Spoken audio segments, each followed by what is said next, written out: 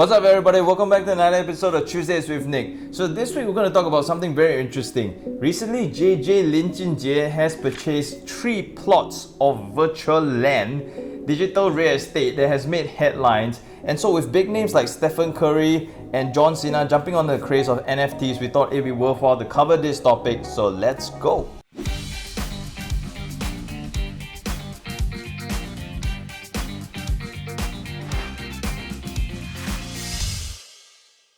So to give you a quick background on what exactly are NFTs or non-fungible tokens, this is the definition. So what are NFTs? Non-fungible tokens or NFTs are tokens issued on the blockchain similar to cryptocurrency such as Bitcoin. However, unlike cryptocurrency, they are not fungible, meaning that each token is unique, and rather than being identical and interchangeable with each other, this means that they can only be used to identify a unique item, either real world or digital. So take it as certificates of authenticity towards either something in the real world or digital. So I know that it sounds very chim, but you can really check out what this means on this article in entrepreneur.com. So it says here that just NFTs are mainly used in the digital world doesn't mean that they can only be used on digital assets. NFTs can be used to represent ownership of physical type or real estate too.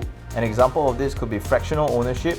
Homeowners could sell part of their property to a large number of small investors by issuing tokens on the blockchain. So investors could effectively own these tokens and receive a rental income for doing so, and profit split on capital appreciation or sale or both. So NFTs, mortgages, how does it correlate? Okay, right now we're not so sure about NFTs and mortgages because if you own an NFT, basically you don't own the property per se, which is why this thing is not rampant in Singapore market as yet. But my understanding is if a company were to own a property and then sell the NFTs based on the property assets that they own in a fractional ownership, then that could work. But then the question lies is everyone has to pay full cash and you cannot use CPF because right now the banks will not recognize any kind of mortgage, because technically if you buy this asset, you don't really own it, you just own the NFT towards it, which is a fraction of this thing. So I think lending is out of picture for now. So what are the disadvantages? When dealing with new technology, there is always a level of potential risk. So you're dealing with a digital currency here. When you buy NFTs, you got to go on and convert your fiat cash into a digital currency, which is usually Bitcoin, Mana, Ethereum, what have you. Right? We know that this market is highly volatile right now, so this is a huge risk that you're going to have to buy into. But on to more juicy topics. The 40-year-old international superstar who is primarily based in Taiwan but calls Singapore home currently holds 3 Decentraland virtual plots of land: Prime Gallery 1, Prime Gallery 2, and the nearest to Genesis Plaza. These 3 plots are purchased on OpenSea non-fungible token marketplace for 6,000 mana each, and that's equivalent to 30,000 USD or 41,000 Sing dollars. So for the nearest to Genesis Plaza, the record shows that Meta Enigma purchased it directly from the user DCF753. This means that these plots are actually rotating and moving on the secondary market already. This is equivalent to your resale properties that have already transacted. So what's the cost of this? Each pixel of Decentraland site plan is 52.5 square feet. So Lin actually paid roughly $780.95 per square foot of Decentraland real estate. So if you convert them to real life context, equivalent to a 4-bedroom HDB in Geylang Serai or a 4-bedroom corner terrace in Loyang Villas. On average, more like an older condo built in the early 2000s.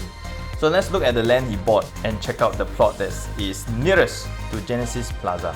Okay, the image here immediately shows me that he has a huge ass banner of, I don't know, an elf in glasses. You see here, next to the Prime Gallery 1, Prime Gallery 2, just next to each other, here we have floating giant top from Super Mario Bros. And the 3-story virtual glass house at the back. This looks very Bali to me, modern day Bali. Like the buildings like never really planned properly, don't have central governance one. So I suppose it's early days, which means that there is definitely a lot of upside for Mr. JJ Lin. Fun fact, you can actually buy a plot of land in the White House on Decentraland. Don't believe me, right? Let me show you. This is the White House. 1600 Decentraland Avenue Northwest Decentraland. How much is it going for? Ethereum 5,250. By the way, in Sing dollars means it's $24,552 as of now. Last we checked. Expires in almost 9 years. Bro, this one leasehold less than 9 years, yeah. Cannot sell 5,250 mana gone. Okay, my personal take on this thing is NFTs in the real estate space, very raw. It's happening overseas.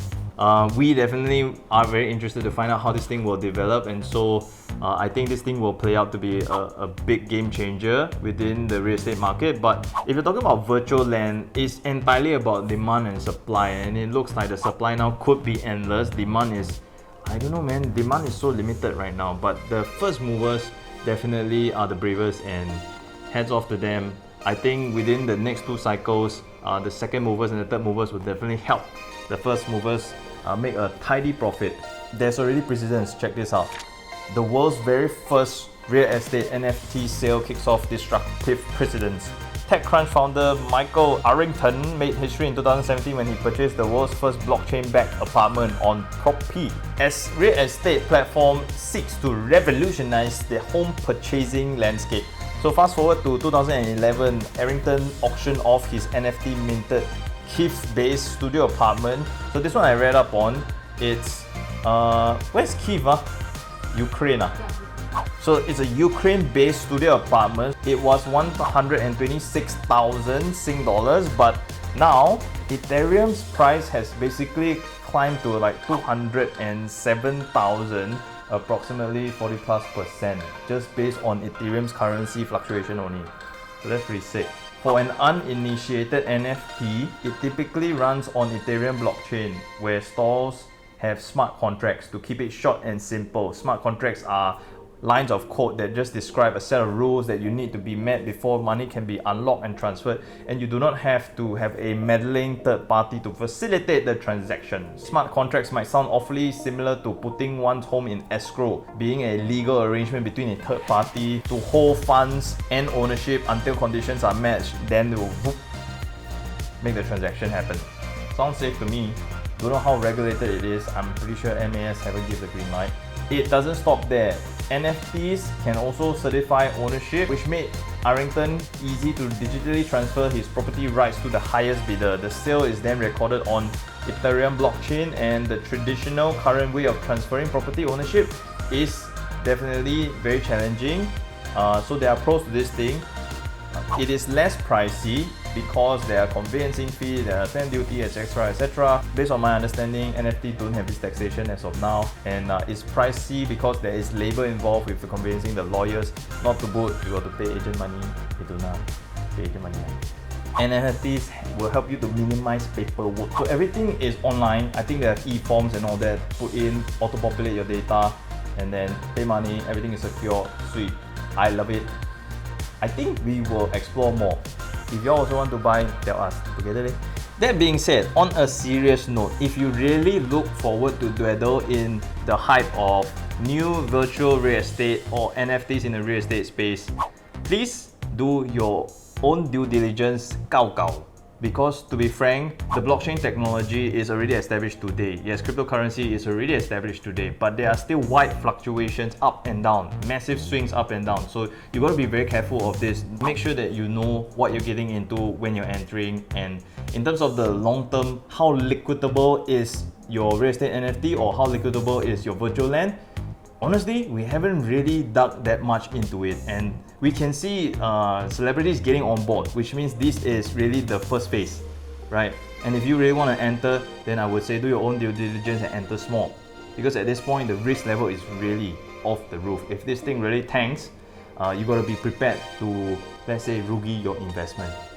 You know, I think one good piece of advice is when dealing with investments, never invest anything you're not willing to lose. So take it in mind. If $5, $5. If $10, $10. If $10,000, you call Nick Tan, put in my pocket. $100,000? 给我